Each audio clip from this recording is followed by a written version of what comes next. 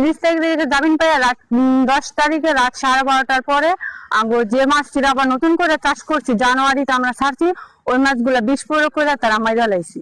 আমি একজন প্রবাসী স্ত্রী, আমার স্বামী থাকে প্রবাসে, আমি দেশে মাছ চাষ করি অনেক কষ্ট করে। এর আগের বার আমরা মাছ চাষ করছি, ওই মাছ দিনের বেলা উঠায় লয়ে গেছে দইরা, ওগুলার ভিডিও সহকার প্রমাণ আছে। আমরা গাছ লাগাইছি, সকল গাছ ভেঙ্গা ফলাইছে, তারপর আমরা আবার নতুন করে গাছ লাগাইছি, ওই গাছগুলো এখন হয়েছে। আর ওই মামলা আছে, ওই মামলায় 30 তারিখে জামিন পাই আর যাবো না, আমরা মামলা দিছি।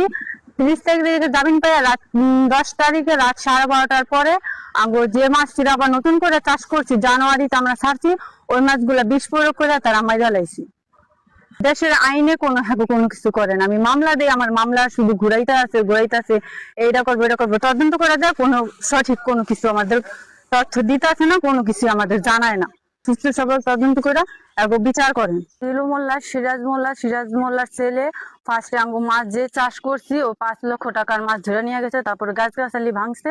এরপরের বার 30 তারিখে জামিন আইসা আবার হলো 10 তারিখে রাত 12:30টার পরে এরাই আবার বিস্ফোরক কইরা সিরাজ মোল্লার ছেলে নীরব মোল্লা, দিলু মোল্লার ছেলে শামীম মোল্লা, এরা আর তার বড় ছেলে সকলে আমাদের মাছগুলা ধইরা নিচে, আবার পরের বার জামিন পাই আবার হয়েছে মাছগুলা বিস্ফোরক কইরা মাইরা ফেলাইছে।